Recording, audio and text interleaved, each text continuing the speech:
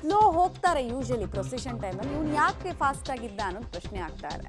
ಹಾಸನದಲ್ಲಿ ಐಜಿಪಿ ಬೋರಲಿಂಗಯ್ಯ ಅವರು ಸ್ಟೇಟ್ಮೆಂಟ್ ಅನ್ನು ಕೊಟ್ಟಿದ್ದಾರೆ. ಏನಂತ ಅಂದ್ರೆ, ಟ್ರಕ್ ಡ್ರೈವರ್ ಓವರ್ ಸ್ಪೀಡ್ನಲ್ಲಿದ್ದ, ಅದೇ ಯಾಕೆ ಅಂತ ಅವನಿಗೆ ಕಣ್ಣು ಕಾಣಿಸ್ಲಿಲ್ವಾ, ಕಣ್ಣುಗಳು ಬಿದ್ದೋಗಿತ್ತಾ ಅನ್ನೋದು ಪ್ರಶ್ನೆ. ಡ್ರೈವರ್ನ ಅಜಾಗರೂಕತೆಯಿಂದ ದುರಂತ ನಡೆದಿದೆ. ಡೆಫಿನೆಟ್ಲಿ ಇದರಲ್ಲಿ ಡ್ರೈವರ್ನ ಅಜಾಗರೂಕತೆ, ನಿರ್ಲಕ್ಷ್ಯ, ರ್ಯಾಶ್ ಡ್ರೈವಿಂಗು ಎಲ್ಲ ಕಾಣಿಸ್ತಾ ಇದೆ. ಬಟ್ ವೈ ಅನ್ನೋದು ಪ್ರಶ್ನೆ. ನಶೆಯಲ್ಲಿದ್ನಾ ಅಥವಾ ಬೇರೆ ಯಾವುದಾದ್ರೂ ಡ್ರಗ್ಸಲ್ಲಿದ್ನಾ? ಗಾಡಿ ಕಂಡೀಷನ್ ಸರಿ ಇರಲಿಲ್ವಾ? ಗಾಡಿ ಕಂಡೀಷನ್ ಹಂಗಿದ್ದು ಈ ಸ್ಪೀಡ್ನಲ್ಲಿ ಹೋಗೋ ಧೈರ್ಯ ಮಾಡಿದ್ನಾ? ಈ ಆ್ಯಂಗಲಲ್ಲಿ ನೋಡಿದಾಗಂತೂ ಹಂಗೆ ಅನಿಸುತ್ತೆ. ಯೂಶಲಿ ಅಪಘಾತ ಆದಾಗ ಲೆಫ್ಟಿಗೆ ಎಳ್ಕೊಳ್ತಾರೆ, ಇವನು ಯಾಕೆ ರೈಟಿಗೆ ಎಳ್ದ ಗೊತ್ತಾಗ್ತಿಲ್ಲ.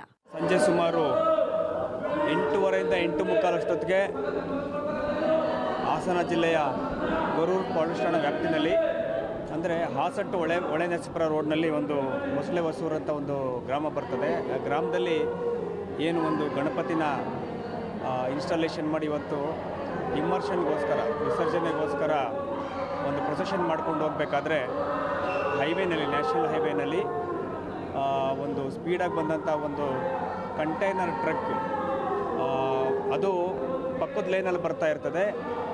ಆದರೆ ಅದು ಆಪೋಸಿಟ್ ಡೈರೆಕ್ಷನಲ್ಲಿ ಅದು ಇದನ್ನು ಏನಂದರೆ ಆ ಡ್ರೈವರ್ ಏನಿದೆ ಮೇಲ್ನೋಟ ಕಂಡು ಬರ್ತಾ ಇರುವಂಥದ್ದು, ಅರಾಜಕತೆಯಿಂದ ಅದನ್ನು ಗಾಡಿನ ಚಲಾವಣೆ ಮಾಡಿ ಬ್ಯಾರಿಕೇಡ್ನ ಒಡೆದು ಒಂದು ಲೇನಿಂದ ಇನ್ನೊಂದು ಲೇನು ಬಂದು ಏನು ಈ ಪ್ರೊಸೆಷನಲ್ಲಿ ಗಣಪತಿ ಇಮ್ಮರ್ಷನ್ ಪ್ರೊಸೆಷನಲ್ಲಿ ಹೋಗ್ತಾಯಿದ್ರು ಅವ್ರ ಮೇಲೆ ಡ್ಯಾಶ್ ಮಾಡಿದ್ರಿಂದ ಸದ್ಯಕ್ಕೆ ನಮಗೆ ಮಾಹಿತಿ ಇರೋ ಪ್ರಕಾರ ಕರೆಕ್ಟಾಗಿ ನಾವೀಗ ಚೆಕ್ ಮಾಡಿದ್ದೀವಿ. 9 ಜನ ಅನ್ಫಾರ್ಚುನೇಟ್ಲಿ ಕನ್ಫರ್ಮ್ಡ್ ಡೆಡ್ ಅಂತ ಗೊತ್ತಾಗ್ತಾ ಇದೆ.